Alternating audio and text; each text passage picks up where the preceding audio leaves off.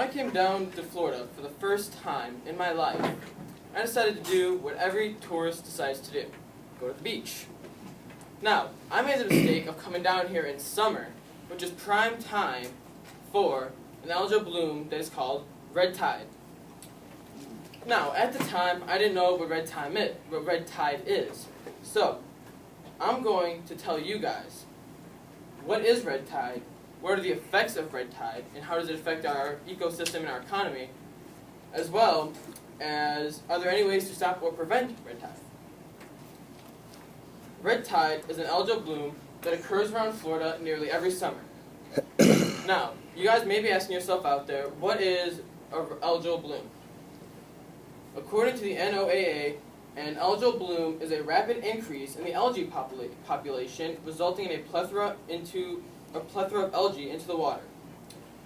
Now that you know what an algal bloom is, you may be now wondering, how does a little bit of algae floating on the water affect an entire state? Well, red tide is full of algae that's full of toxins. These toxins are from algae that grow out of control. Now, how does algae become toxic? Quite simply, actually.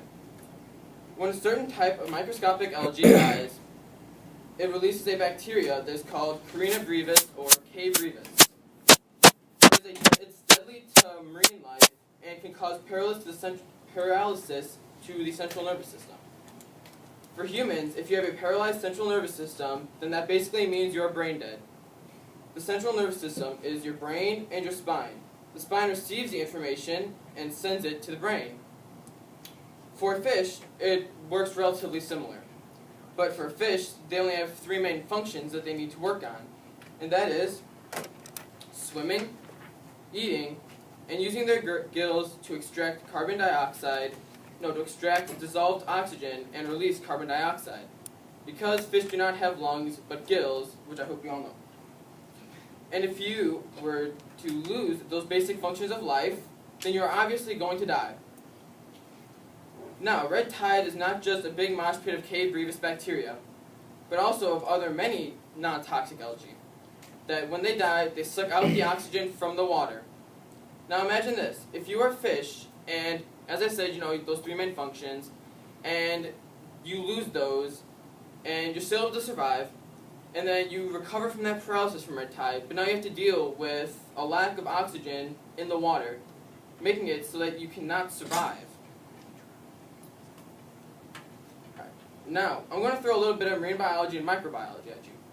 These organisms and brevetoxins have only just begun to undergo a considerable amount of attention.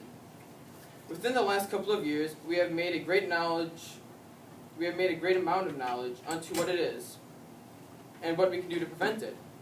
There are two main cellular processes that are prevalent in red tide, and that is the vegetative and the vertical cell cycle, and those both play a key role into the subsurface cell aggregation.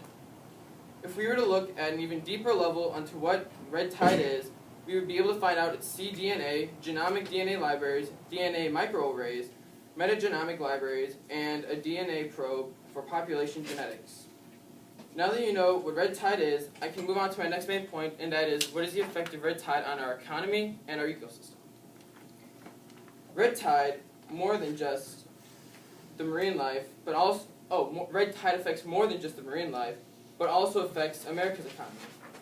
According to the National Oceanographic and Atmospheric Administration, or the NOAA, red tide costs America around $82 million a year. How does something like red tide bacteria that just floats on the water, cost America roughly $82 million a year? Any fisherman, crabber, or anyone who catches or harvests bivalve mollusks, and bivalve mollusks are any mollusks that have an external covering that is a two-part hinged shell inhabited with a soft invertebrate on the inside of it, or just about anyone else who has some kind of job on the water. I already told you what happens to fish, but why mollusks? Because they don't have any brains. Well, bivalve mollusks absorb the toxins of red tide through their edible tissue, and that's why they don't get paralyzed, because they don't have the central nervous system that connects to their brain.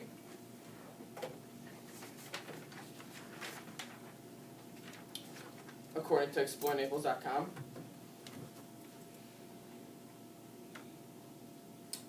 During the time of red tide, we have to put a temporary ban on the selling of bivalve mollusks and some shellfish.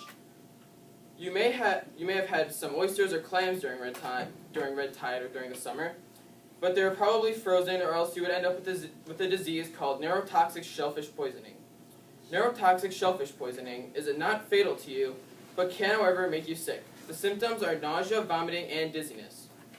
However, crustaceans such as lobsters, crabs, and shrimp are safe to eat. That is how it affects our economy, by putting a hold on the selling of fish and bivalve mollusks. Now, on to how it affects people and their health.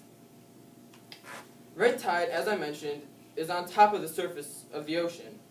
Now, when waves crash, and you have that nice, pleasant ocean breeze, while it is at the crest of the wave, or the top, the wind blows it onto the land. It causes irritation to your respiratory system. It causes you to start coughing and wheezing. So if you have asthma, you should probably avoid red tide.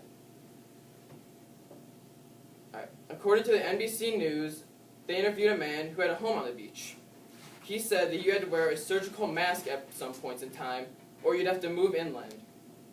It may not be harmful to us human mammals, but to aquatic mammals, it can cause some severe damage to them. According to Keith Wagstaff of NBC News, 276 out of the 5,000 Florida manatees have been reported dead. Now that you know the harm of this bacteria and how it affects our economy, it brings me to my next main point. Are there ways to stop or prevent red tide?